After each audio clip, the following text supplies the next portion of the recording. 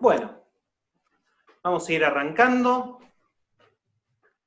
Hoy en la noche, una noche particular, charlando con un amigo, un maestro, en lo que ha sido mi formación musical. Una persona que para el que es del palo de la música es muy difícil no conocerlo, pero para quien no lo conozca es el maestro Horacio Lanzi, una persona que ha recibido reconocimientos tanto a nivel nacional como a nivel internacional en su labor artística, más de 50 años en la música. Nada, es un gusto poder estar hablando hoy a la noche un ratito y compartiendo alguna historia, alguna cuestión que se me ha pasado por alto en todos estos años que lo conozco, y hay historias, anécdotas que jamás he escuchado. Hay cuestiones que nunca le he preguntado, y tal vez hoy es una buena oportunidad. Bienvenido, Horacio. ¿Cómo estás? Bueno, muchas gracias, muy contento de estar acá charlando con vos. No sé qué querés, tema querés, porque yo tengo, tal vez sea por la edad, pero tengo muchos temas. Hay mucho vivido, ¿viste? Y cosas que pueden resultar interesantes. No sé qué querés. Y la primera pregunta creo que es, ¿cuándo? ¿Cuándo fue que descubrió la música como una pasión? ¿Qué fue lo que lo empujó? ¿De qué manera? Bueno, fue en mi adolescencia, a los 13, 14 años. Antes no, porque yo no vengo de hogar de músicos. Entonces, en realidad, yo no tenía mucho contacto. A los 12, 13 años, tuve una vocación así, sobre todo ya a los 14, cuando descubrí las sinfonías de Beethoven, me acuerdo. Bueno, ahí me piré por completo, ya no. Bueno, bueno, y realmente te digo, desde entonces hasta ahora, nunca hice algo que no estuviera relacionado con la música. Nunca mis ingresos, incluso económicos, han sido siempre trabajé como músico, con excepción de un verano en que vendí rollos al por mayor recorriendo librerías, por de la librería Lanzi, mi viejo, que es el que fundó la famosa... ¿En serio? Claro, mi viejo fue el que fundó acá las librerías Lanzi, la que estaba en Independencia y Belgrano, que fue Sí, que durante ahora está en años. Alberti. Ese es mi hermano menor. Es mi hermano menor. Bueno, salvo ese verano que fui a vender rollos, yo tenía 13, 14 años, no logré fundirlo a mi viejo, pero tampoco le agregué nada, no sé si vendí 6, 7 rollos. Y bueno, salvo eso, siempre he estado en la música. Y bueno, y después he hecho de todo con la música, sobre todo coros, ¿no es cierto? Me fui a estudiar a La Plata. Ah, eso le iba a preguntar. Usted estudió en La Plata y usted se recibió de profesor superior de composición. De composición, sí, en realidad yo me recibí de profesor superior de composición. Simultáneamente estudiaba dirección de orquesta en Bellas Artes y también dirección coral con Antonio Russo, etcétera. Cantaba en coros que dirigía Russo, Antonio. Bueno, en fin, todo eso. Después me fui a becas al exterior, estuve estudiando una beca, estuve en Alemania estudiando. Sí. Bueno, en fin, he hecho de todo, pero básicamente los coros, y aquí en Mar del Plata, que era, salvo la escuela de canto coral, en aquella época Mar del Plata no tenía coros, y bueno, fundé el coro universitario, el primer grupo artístico que tuvo la Universidad de Mar del Plata, lo fundé yo, y le sugerí a la universidad más adelante que creara los otros coros, le presenté un plan que lo aprobaron, y ahí se creó el coro de cámara, el coro de niños, el coro juvenil. ¿Y eso en qué año fue? Bueno, ¿En qué año fue eso? Bueno, mira, un tema interesante, yo creo que es interesante y polémico, ¿por qué no? Es el de la creación del primer coro universitario que tuvo Mar del Plata. Porque el tema es así, yo desde el año más o menos 68 yo venía viendo a los distintos rectores y diciéndoles, ¿cómo no va a haber un coro universitario en Mar del Plata? Yo estoy estudiando en La Plata y en La Plata hay 22, porque cada facultad tenía un coro. Esto es real. Yo dirigía el coro de química, por ejemplo, de La Plata. Entonces, acá no había nada, no había nada. Entonces yo les hablaba, y bueno, sí, maestro, pero no me llevaban a la punta. Y un día yo iba automáticamente con todos los rectores. Ah, bien. Aclaro esto por lo que va a venir ahora. Que es un tema polémico lo que va a venir ahora. Porque no sé, tampoco después de tantos años alguien puede decir que no hice bien, desde ya, ¿no? Que fue lo siguiente. Al final un día me cae de rector el doctor Catuoño. Era el año 1975, para los memoriosos. Yo sé a qué les trae a la memoria. El año 75 la universidad estaba la CNU, que era una filial de la AAA, que se estaban matando impiadosamente con los montoneros. Teníamos por semana 10, 12 muertos que aparecían tirados en las rutas. Esto se vivió, esto es real, parece ahora. Sí. Bueno, era una situación terrible. Yo sabía que lo que se decía de que en la universidad había un grupo de ultraderecha, que era la CNU, que tenían alguna relación con la muerte de Chile, pero no se sabía más de eso, la verdad se ha dicho. De todas maneras, era un momento muy poco simpático para acercarse a la universidad. Y entro, como siempre, a hablar con el rector. Y ahí, ahí la idea cuajó enseguida, porque dice el rector Catuoño, le dice, mire, justamente acaba de llegar una directiva del gobierno nacional, que en ese momento era la presidenta Isabelita, ¿no es cierto? Estamos hablando del 75. Perón había muerto el año anterior. Bien. El país está en una situación tremenda en todo aspecto, el aspecto económico, y ni hablemos del aspecto de la seguridad por la lucha que estaba entre algunas organizaciones guerrilleras y por el otro lado la AAA, los paramilitares, bueno, etcétera.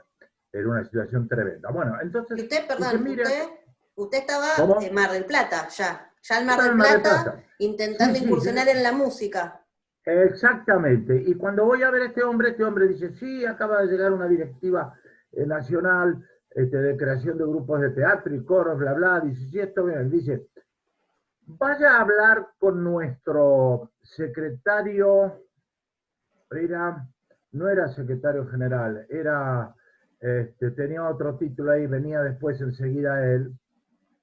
No me acuerdo ahora en la universidad el cargo que ocupaba, era muy importantísimo el cargo, y que era nada menos que Gustavo de Marchi. Se llama Gustavo de Marchi, que lo tenemos ahora condenado por crímenes de lesa humanidad, que ahora está en su domicilio, esas cosas que pasan, ¿no? Bueno, entonces, yo muy ingenuamente tenía alguna idea de lo que se estaba dando ahí, pero no demasiado. Entonces voy a ver lo de Marchi. De Marchi era un tipo muy inteligente, siempre rodeado, ¿no?, de 2 o 3 monos grandotes, así que se veía que tenía sus pistolas debajo del saco, ¿no? Siempre. Pero era un tipo, se podía hablar con él, un tipo inteligente, siempre me acuerdo. Yo me empecé a asustar cuando fui a la primera reunión. Un poquito de miedo me empezó a dar, porque la forma como él me trataba era, mirá, me la acuerdo muy bien. Yo entro, me mira hacia los ojos, de bien de frente, y me dice, ¿vos sos el que va a proponer acá la creación de un coro? Digo, sí, le digo yo. Bueno, sentate, nos vamos a tutear. Y cuando me dijo así, sentate, nos vamos a tutear, yo dije, bueno, esto viene pesadito. Entonces yo me senté y el tipo abre un escritorio así y saca una hoja. Y me pone la hoja rápido, lo hizo para ver mi reacción. Y me dice, da vuelta a la hoja y me dice, vos qué relación tenés, qué tenés que ver con este tipo, y pone el dedo en un lugar, abajo de la hoja. Yo miro, y la hoja ya estaba firmada por Leu. Leu había sido decano de la Facultad de Ingeniería. El año anterior yo había ido a verlo, para que hiciera un coro en ingeniería. Y en esa carta, Leu le decía al rector, el año anterior era eso, que si podía hacer un coro que dirigiría yo. Pero ¿qué pasaba? El pequeño detalle es que Leu estaba desaparecido. Dicen que era montonero. O sea, estaría bajo tierra ya en ese momento. Entonces, a mí me pone el dedo así y me dice, ¿qué tenés que ver vos con este tipo? Y me pone el dedo así y me mira. ¿Viste? Y yo, que ya en ese momento estaba bastante preocupado, tomé mi tiempo, le digo, mirá, le digo, yo tengo que ver con ese tipo lo mismo que tengo que ver con vos. Yo soy músico. A mí lo que me interesa es hacer música, darle a la gente la oportunidad de hacer música, le digo. Ajá. Bueno, me dice, guardo la cosa y entonces seguimos hablando. Bueno, todo anduvo aparentemente bien. Yo salí de ahí con un susto Me mayúsculo, imagino. Porque yo iba pensando, ¿en qué me estoy metiendo? ¿Cómo salgo de esto si es que salgo bien? Me acuerdo que había un integrante del coro Laudis, que era un coro privado que yo dirigía en aquella época. Un muchacho joven que era universitario. Y me dice, vos estás loco, me dice. Porque cuando a vos te digan que tenés que ir a un acto en una plaza con el coro, por ejemplo, para poner un busto de Rosa, por darte un ejemplo, ¿no? Si vos decís que no, te van a pasar a buscar con el Falcon. Pero si decís que sí, los que te van a limpiar son los montoneros. Entonces, con ese cuadro tan esperanzador, me fui a mi casa, y esa noche no dormí. Me imagino. Digo, no. ¿Y su familia qué decía? ¿El qué? ¿Su familia? ¿Qué? ¿Su familia qué decía? No, lo que pasa es que yo en ese momento, bueno, vivía solo, no tenía mucho contacto, yo así con mi viejo, estas cosas yo no hablaba, mi hermano estaba ya en Mendoza, después mis hermanos eran más chicos, muy peronistas, ya uno de ellos estaba en la actividad, ya dentro del peronismo, pero yo tampoco charlaba estas cosas, o sea, yo estaba solo en esto, estaba solo. Bueno, entonces estaba pensando, entonces, por un lado, no, decirle que no, que te arrepentiste, que todo el otro. Pero por otro lado yo pensaba, yo son muchos años de intentar esto. Este rector justito fui a dar en el momento. Esta gente mucho no va a estar, posiblemente, decía yo. Son funcionarios, pasan. Y el coro, el organismo, la institución va a seguir. Esto va a seguir, como en otras ciudades de todas partes, donde hay coros universitarios que tienen 20, 30, 40, 50 años. Entonces, no, yo tengo que hacerlo, pero tenía mi julepe. Entonces agarré y hice un reglamento. En el reglamento que yo escribí del coro que iba a empezar a funcionar, decía, por ejemplo, el coro no puede actuar bajo ningún concepto en centros ni gremiales, ni políticos, y en fechas solamente declaradas feriado por el superior gobierno de la nación, que esto que lo otro. Y voy y le muestro eso a De Marchi. De Marchi, que era un tipo, como te digo, un tipo inteligente y que se daba cuenta que le convenía, que no le convenía hacer. Entonces lee el reglamento y me dice, bueno, mirá, porque te hablaban así, de esa forma, ¿no? Dice, bueno, mirá, dice, esto no hay ningún problema. Dice. Pero, ¿qué problema tenés vos? Dice, ¿por qué este reglamento? Dice, ¿cuál es el tema? Dice, ¿a qué le tenés miedo? Me dice. Entonces yo recuerdo que le digo, mira, le digo, yo soy músico y quiero morirme en la cama. Le dije. Bueno, me dice, pero Pero no, ¿qué me está diciendo? Me dice, vos te estás confundiendo, me dice.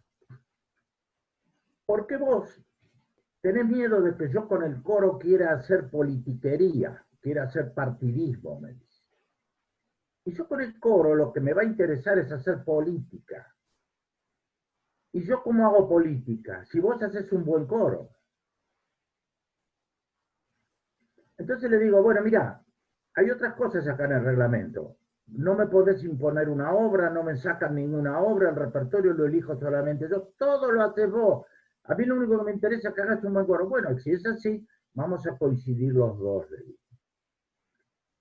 Y ahí empezó el asunto. Empezamos a ensayar fuera de la universidad, lo cual creo que fue interesante en cuanto a la convocatoria, porque la gente en ese momento, no mucho, pero había gente que estaba muy al tanto y no quería ir a un lugar de la universidad.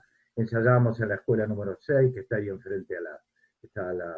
¿En Luro? No. No, la Plaza Mitre, a la vuelta de la Plaza Mitre, esa escuela. Bueno, ensayábamos ahí, no hubo problemas, no hubo problemas, siempre el trato era de ese tipo. ¿Qué necesitas ahí en la escuela esa que estás? No, estamos bien, hay un piano, pasamos un poco de frío, digo. Entonces dice De Marchi, ¿querés que te ponga unos picos de calefacción el salón? Pero mirá vos, si la escuela no era de la nación, mirá vos lo que era todo así, ¿no? Era la cosa fascista así del poder, ¿no? No, le digo, no, por favor, si hace calor, si tenemos calor, que va a andar calefacción. Bueno, perfecto. En rigor de verdad, no tuve nunca ningún problema. Creo, tuve sí algunas frases muy, muy duras y que te hacían temer, no de él, sino de el que era el secretario general, que ese murió en el juicio, antes de que lo condenara murió, que fue de Chincota, famoso Chincota. Chincota era medio un tipo de armas llevar y era un tipo así, ¿no? Un día estaba yo con Chincota y con De Marchi, y Chincota me dice, no me trajiste el programa.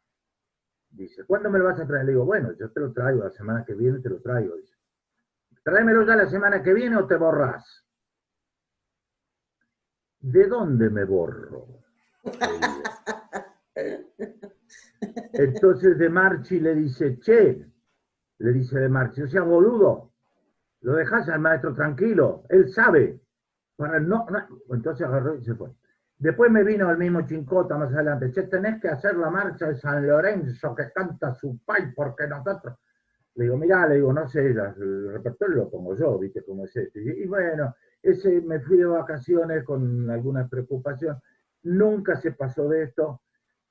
En realidad el coro empezó muy bien y ya al año siguiente hicimos los primeros sinfónicos corales que se hicieron, los primeros que hizo la ciudad de Mar del Plata, los grandes sinfónicos corales, ya al año siguiente, el año 76 es cuando se hizo Novena Sinfonía de Beethoven, Requiem de Mozart, en fin, todas esas grandes cosas, grandes obras, por primera vez la ciudad las oyó con agrupaciones marplatenses y la Orquesta Sinfónica, que dirigía Washington Castro. No, perdón, no, dirigía Guillermo Scarabino, que después de eso vino Washington Castro. Y bueno, luego vino el golpe, que para mí tuvo una mezcla, les digo francamente, por un lado fue una especie de me sacaban una losa de arriba, porque digo, bueno, esta gente voló, porque ya la cosa se estaba poniendo. Pero por otro lado, le digo francamente, yo estaba muy en contra de un golpe militar, porque habíamos vivido todos los golpes militares que habíamos vivido, y pensaba que eso iba a ser un desastre, en contra de lo que decían gran parte de los civiles, la sociedad civil del 76, ¿no? Que este es un militar con ideas distintas, decían todos, muchos de Videla. Efectivamente tenía ideas distintas Videla, sí, porque lo que Videla hizo nunca lo habían hecho otros militares. Bueno, no importa. Luego no hubo ningún tipo de problema, nunca politizaron el coro, no hubo ningún problema de ese tipo. Es decir, yo siempre me manejé me dieron toda independencia, y al final de cuentas, resultó que yo tenía razón, porque el coro universitario, el coro de cámara, existen todavía, 50 años después. 46 años después, 45 años después estamos hablando, ellos existen. Yo ya dejé, viste, ya me cansé, por mi edad, bueno, ya dejé. Pero los coros están, las instituciones están. El cuarteto de cuerdas, yo le sugerí al secretario ¿cómo se llamaba? Pesati, a Norberto Pesati, que era el secretario cuando el rector era Navarro. Bueno, le sugerí un cuarteto, lo tomaron la idea, después se hizo entonces el cuarteto, se hicieron todos los coros. O sea que fue realmente una idea muy buena, pero que podría haber terminado muy mal. Una pregunta, ahora, en esa época, estando a cargo de gente, o sea, porque teniendo personas que cada una tenía su vida, hubo situaciones en las cuales de golpe decía, uy, che, nos falta un bajo, ¿qué pasó? Relacionado con la situación política, etcétera, decís vos. Claro. No hubo. Ahora, aparte era el hecho de que no ensayábamos en la universidad.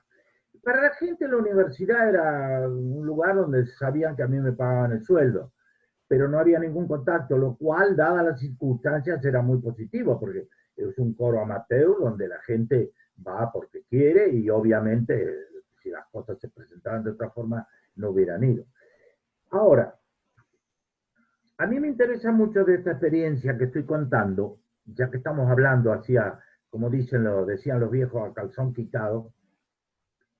Me interesa mucho el tema siempre polémico y que no tiene fácil resolución sobre la relación del artista y el poder.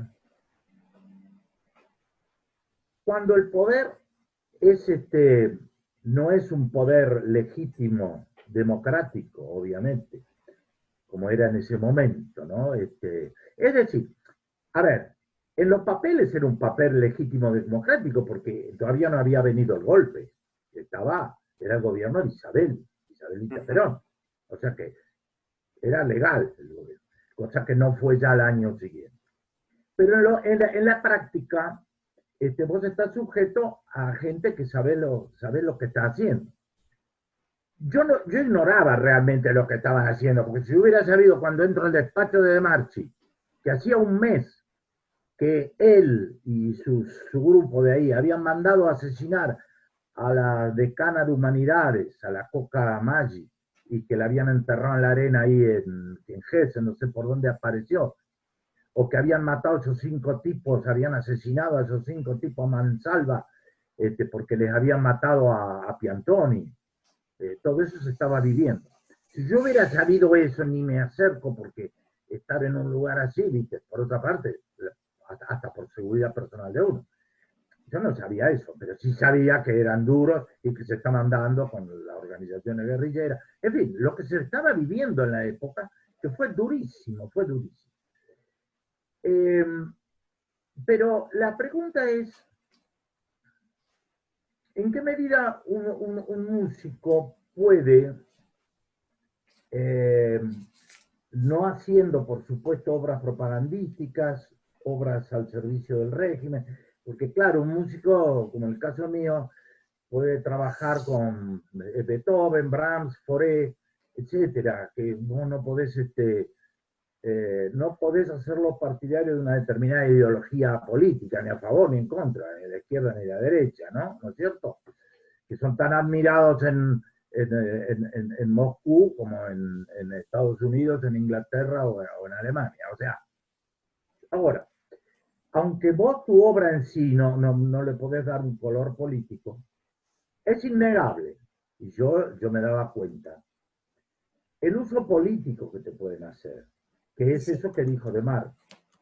Si vos haces un buen coro, eso para mí es hacer política. Bueno, ahora, la pregunta que queda flotando en el aire es si un músico, por ejemplo, en determinado momento se justifica el que se banque incluso eso, pensando en que eso tiene una duración determinada y pensando en la institución y pensando en la proyección de ese trabajo, o no debe hacerlo.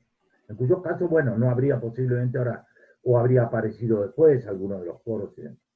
Esto me hace acordar a una película que algunos la habrán visto, muy interesante, que creo que se llamaba Furtwängler.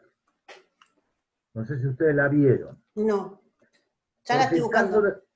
claro, el caso de Furtwängler es un caso tremendamente, dentro de esto que estoy diciendo, emblemático, ¿no? Furtwängler era el titular de la Filarmónica de Berlín antes de que la orquesta la dirigiera von Karajan. Y después de Furtwängler en realidad vino Celibidache un tiempo y después vino Karajan. Furtwängler estaba en plena época del nazismo dirigiendo la Filarmónica de Berlín.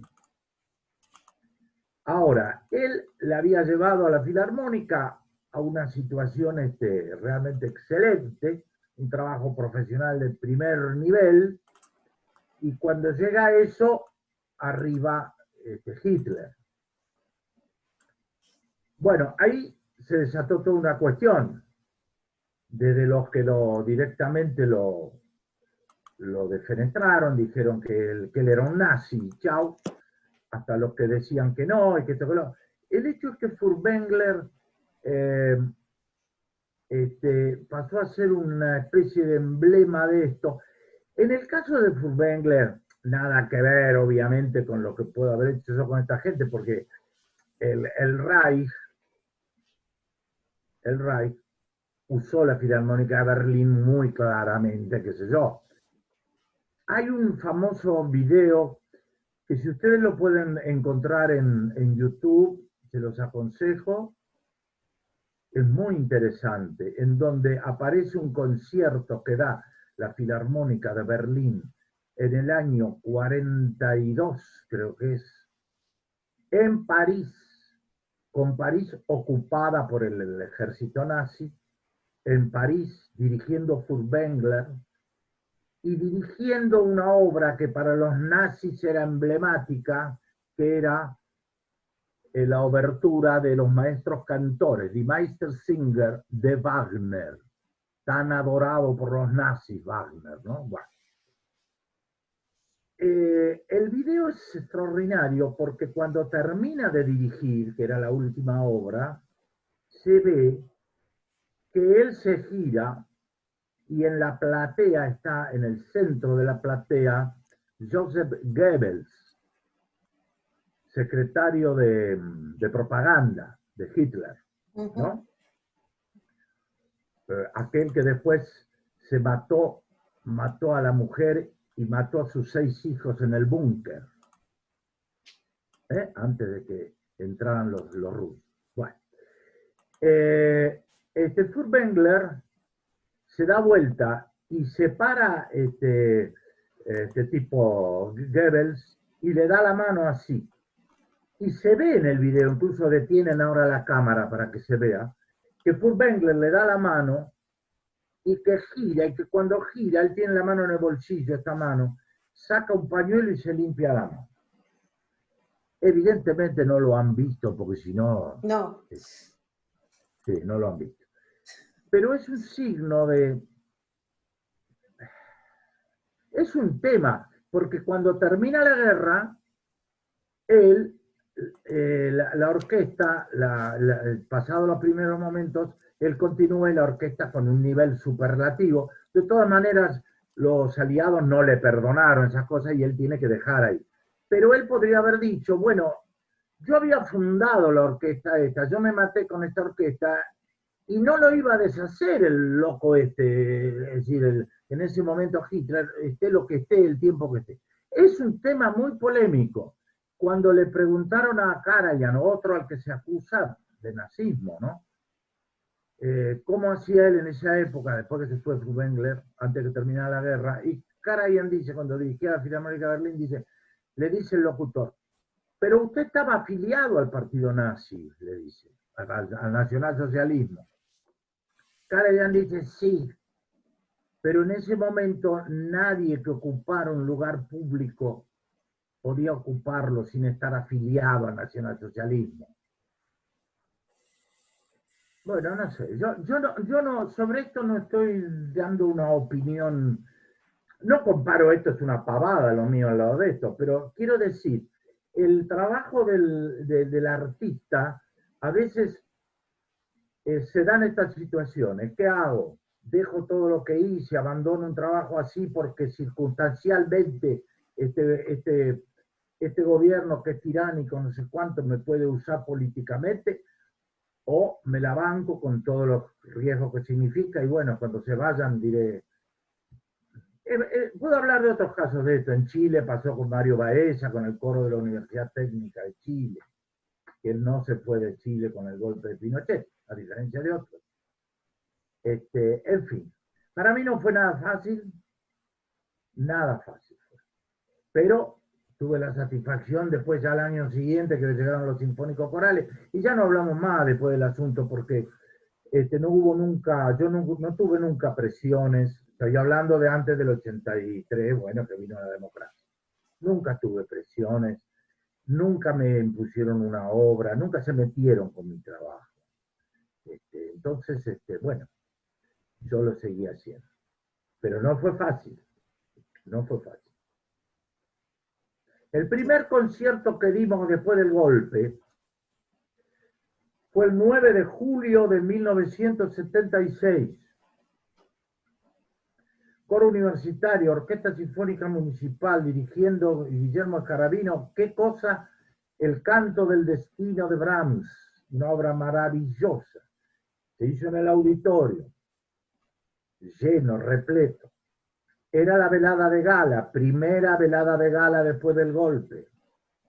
Las primeras filas eran todos militares y la iglesia. La iglesia estaba adelante siempre, ¿no? Por supuesto, estaban todos.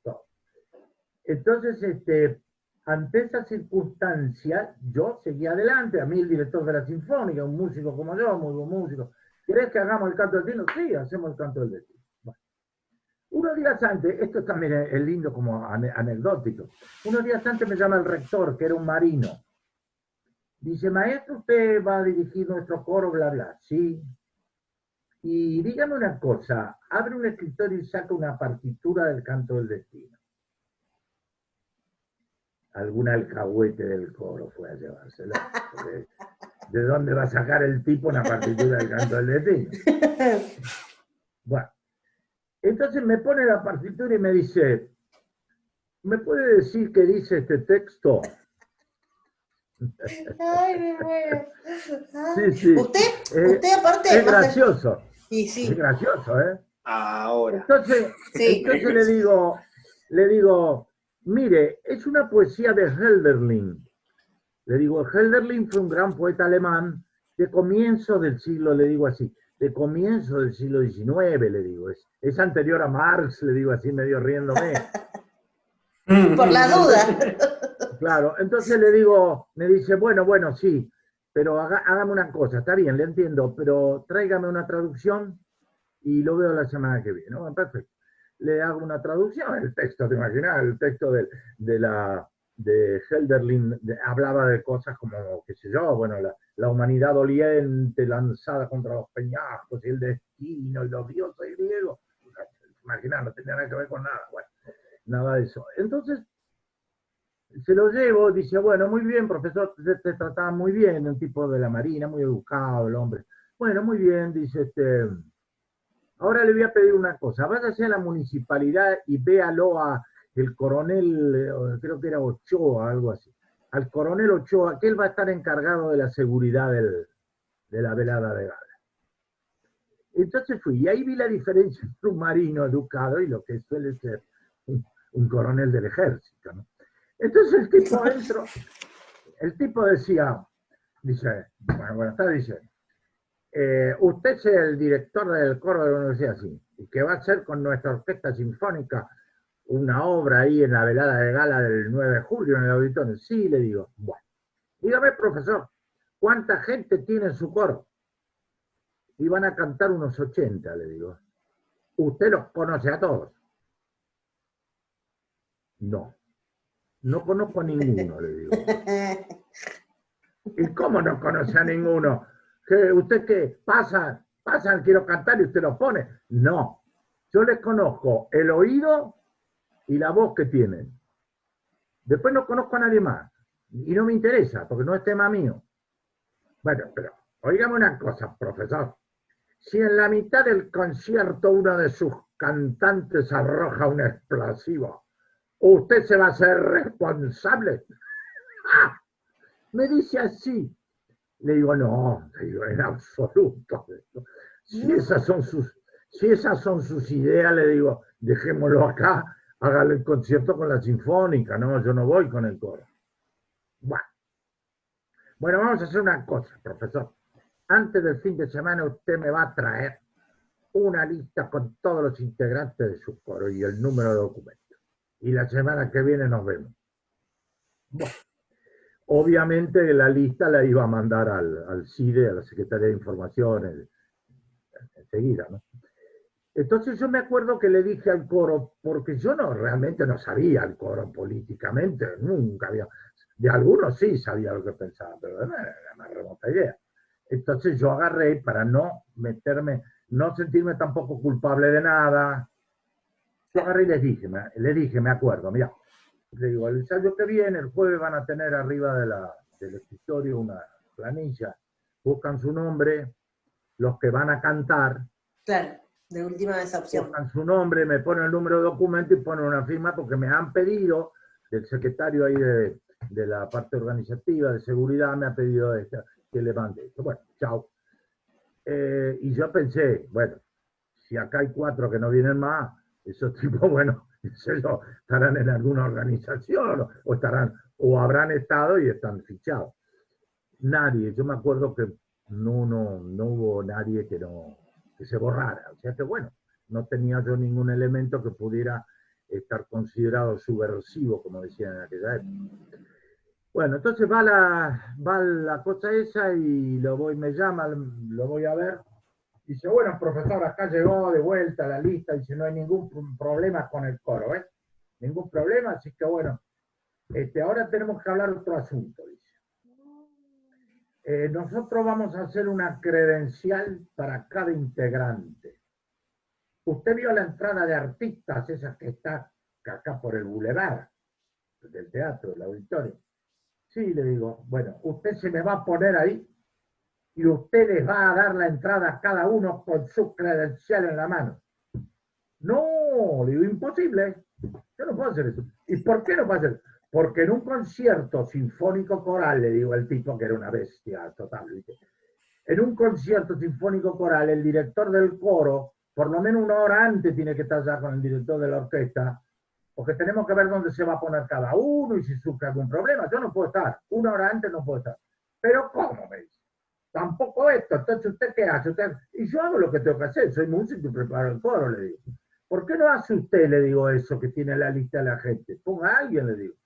Bueno, está bien, vamos a hacer así, me dice. Y entonces, bueno, y puso un tipo. Y entonces la gente del coro venía, mostraba tenía como una credencial, pero así se entró, mostraba el documento, se entraba y fuimos. Y cuando estábamos cantando, que no pasó nada, y fue un concierto muy, muy lindo, y yo, ¿sabes? Que tenía miedo, porque yo digo, ¿qué hace algún loco? Justo elige este momento para tirar algo. No. Entonces, y después me acuerdo que nadie diga que lo pasó bomba, ni siquiera. No. Y yo viendo la cantidad de militares y de eclesiásticos que había, la iglesia y todo así, yo me acuerdo que en determinado momento de la obra pensé, este teatro, primera la idea que se me pasó por la mente, este teatro, le digo, es una delicia para un anarquista. Ay, por favor, me muero. Es el sueño húmedo de un anarquista. Sí, era una maravilla. Bueno. Ay, Horacio, por favor. Bueno, todas esas cosas jalonaron el comienzo del primer coro universitario. Tranqui, empezó tranqui. No, pero para la gente empezó tranqui, porque todo esto, mira, claro. Todo esto no, la gente ni se enteró de nada, porque no ensayábamos en la universidad, después todas estas historias.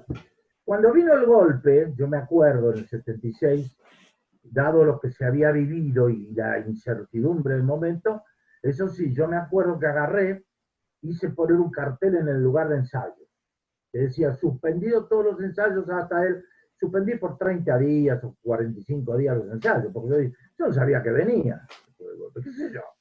Más o menos como ahora. No, Que no se sabe lo que se viene.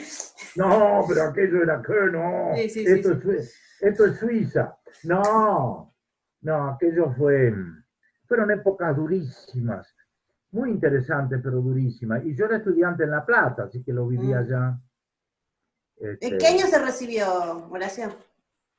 No, yo me recibí más adelante, porque me quedé siempre con una materia, no, o dos materias sin dar, más las prácticas. Y como empecé a trabajar tanto con coros y demás, ya me cansó el conservatorio y me vine. Pero, claro, usted Y estaba allá y después, acá. claro, claro. Y yo entonces me vine. Pero después de esto fue en el año 71, pero en el año 82, que ya estaba por venir la democracia, y yo tenía muchas horas en un conservatorio de Ayacucho, donde trabajé muchos años, muy buena gente, hermosa gente la de Ayacucho. Y entonces me acuerdo que la secretaria de allá me dijo, mira Horacio, las directivas que se vienen, sin título no te vamos a poder seguir teniendo. Y yo, que en ese momento mi señora estaba embarazada de mi primer hijo, en el 82 nació Ariel, me pegó un susto, dije, la puta, y yo de que, ¿cómo mantengo?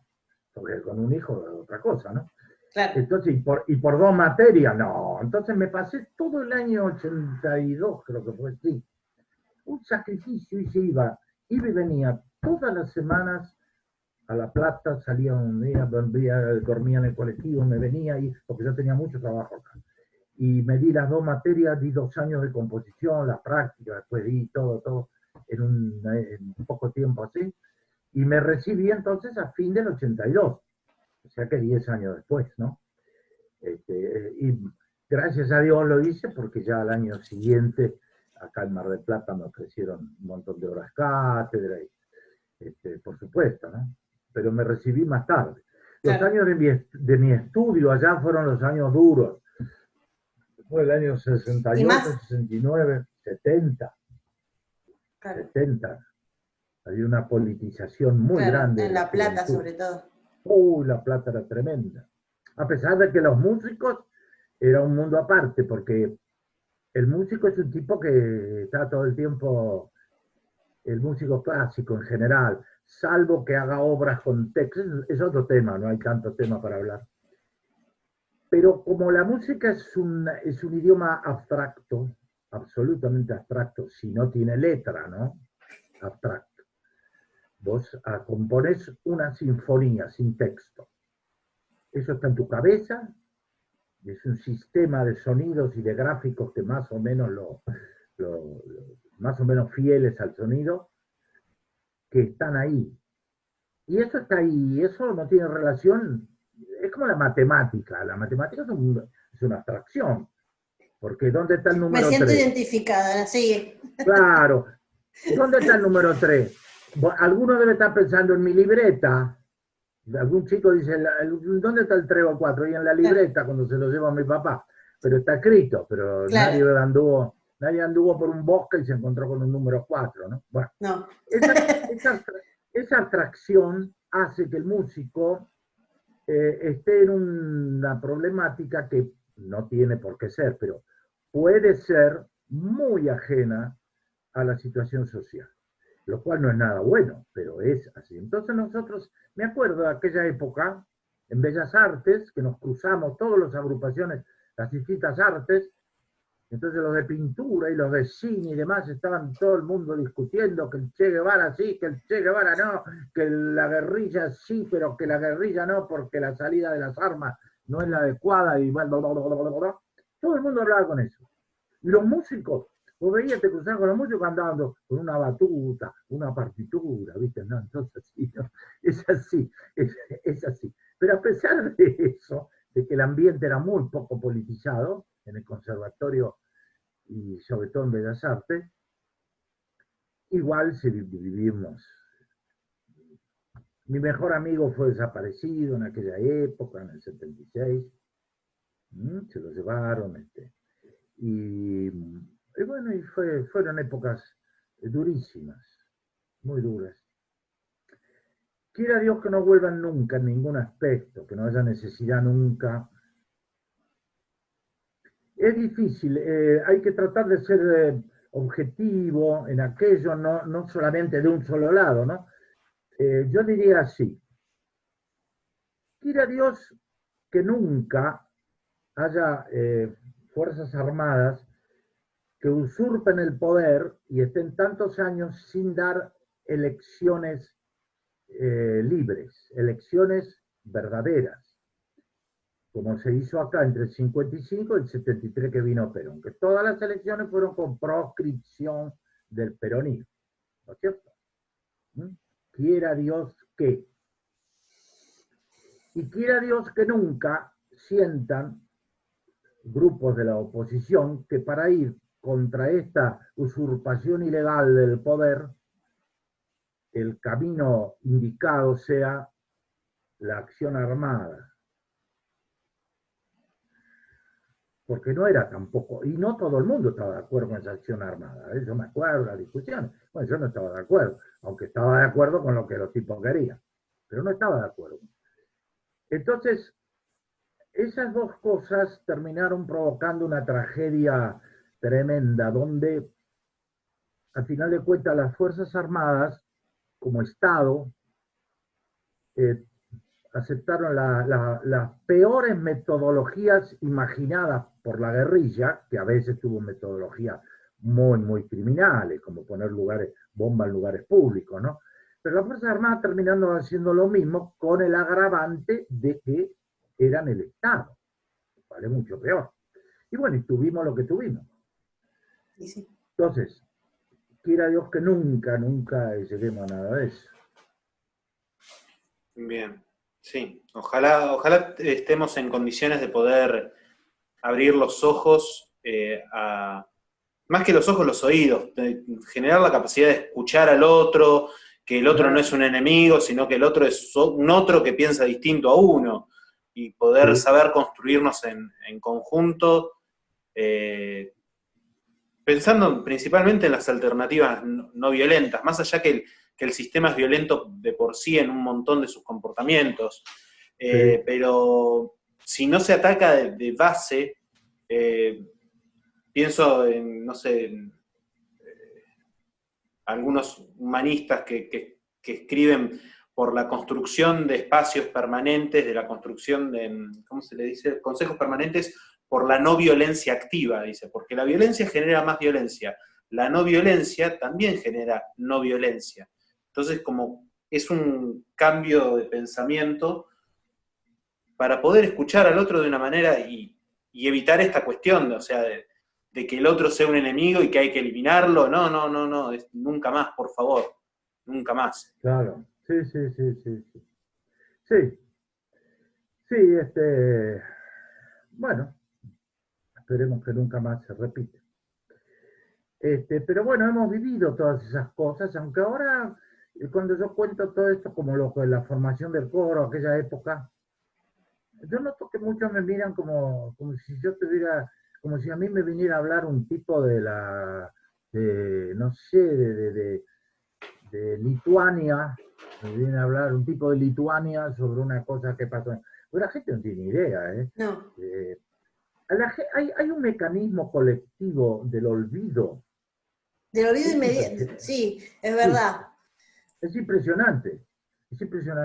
La gente se olvida de todo. No sé por qué. Eso es muy malo, es peligroso. Porque cuando vos vivís una mala experiencia y vos te la olvidás, después puede volver lo mismo, ¿no? Como ya hemos vivido nosotros. Pero memoria inmediata, porque no estamos hablando de 30 o 20 años atrás. No, menos. Menos tiempo, la gente se olvida fácilmente. Pero sí, es cierto. Y eso no es bueno, porque además no es bueno tampoco que se fomente el olvido de las épocas trágicas, porque son muy duras de sobrellevar, pero no es bueno fomentarlo.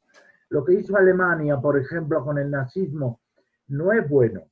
Ahora no sé ya cómo es, pero los años siguientes a la guerra, durante 15, 20 años, la juventud no sabía quién había sido Adolf Hitler. O sea, no. Se borró todo, borraron todo, pero no es la solución tampoco, el borrar un pasado, porque es difícil de digerir, ¿no? Es que cuando uno intenta borrar o censurar, lamentablemente propicia que Sí, en las claro, sombras fermente claro, eso que uno quiere prohibir. claro, O sea, lógico. porque hoy por hoy vemos en Europa grandes movimientos nacionalistas de Sí, tintes neofascistas, Le Pen sí, sí, sí, En Francia, Cinque Stelle creo que era Cinque Stelle en Italia, el Vox sí, en España, sí, hay sí. un partido de extrema derecha en Alemania, y vos decís Alemania de nuevo la extrema derecha, y sí, vuelven a aparecer esos movimientos. Sí, sí, sí. Sí, sí, por supuesto que sí. Bueno, acá también por ahí hay, por el momento, bueno, es muy, pero en las manifestaciones del otro día había una con un cartel, una foto de Videla, ¿viste? Sí, O un sea tipo que, en Córdoba que a los gritos decía, esta es la última manifestación pacífica, la próxima va a correr sangre, y decís, no, señor, no, por favor, no es el claro, modo. O sea, entiendo que quiera manifestarse, que no coincida con el gobierno, que no adhiera a un claro, montón de cuestiones, pero no es el modo, no es el método. O sea, no, existen otros mecanismos y creo que las heridas son recientes de ese pasado que tanto caló en la sociedad. sí. Bueno, lo que pasa es que también esta sociedad que se ha construido, la sociedad capitalista y todo eso, evidentemente tiene unos agujeros, unos déficits tremendos. Y la gente, quien más, quien menos, está frustrada porque una sociedad hecha en base al consumo, donde hay la mitad de la gente que no puede consumir, y donde está rodeado de chiches y cochas y cucharitas que le pones una pila y te revuelven el café y que se la muestran al tipo que no ve café y ni lo va a ver porque el café no lo puede comprar, ¿no? ¿No es cierto? Entonces todo ese clima genera mucho resentimiento, mucha frustración en la gente. Y la gente la frustración la procesa de alguna manera, ¿no es cierto? Algunos muy bien, y hay otros que les da porque todos son una mierda y hay que matarlos a todos. ¿Viste? Y esa es la salida de algunos, ante la frustración, ¿no? Son todos una porquería y esta porquería, ¿no? Y entonces empiezan, imaginan incluso cosas así de los políticos, de los funcionarios, de todo tipo que se destaque, que esté puesto ahí adelante. Este, son mecanismos así psicológicos, ¿no? Yo te digo, yo lo he vivido como director de coro, una cosa muy simple, ¿no? No es muy común esto que voy a decir, no es muy común para nada. Pero ha habido casos que he visto, la gente que se pone mal conmigo porque yo estoy adelante. Eso es automático. Y vos decís, ¿para qué va a un coro si va a haber un director adelante? Pero vos te das cuenta que le tienen bronca al tipo que está adelante. Quizás hay una envidia porque piensan que le va mejor que a él, seguramente que sí, pero hay esto. Es poco, estoy hablando de casos así, realmente aislados, pero esto habla de un poquito una problemática así general. La gente que está frustrada, no toda tiene la, la sabiduría y la inteligencia, las dos cosas, para reconocer un poquito qué le pasa. Y entonces, si no tiene eso, vuelca eso sobre lo que él piensa que no está así. Por eso, bueno, todo tipo que está en la política es un tipo que es rico porque vive afanando, y todo tipo que está en la iglesia y tiene un puesto en la iglesia y demás es porque es un mentiroso que tiene una mina y que es un atorrante, que esto que el otro. Y si el tipo es un juez, por ejemplo, es un corrupto, porque si el juez es corrupto. Hay mucho de esto. Y eso es muy malsano.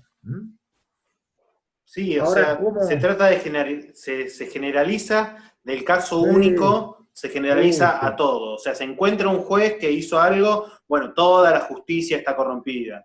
Se sí, encuentra, sí, sí. a ver, el ámbito público es grande. Nosotros tenemos un Estado que tiene cerca de 2 millones de empleados en distintas jerarquías, pero el aparato estatal mueve entre 1,5 millones y 2 millones de empleados.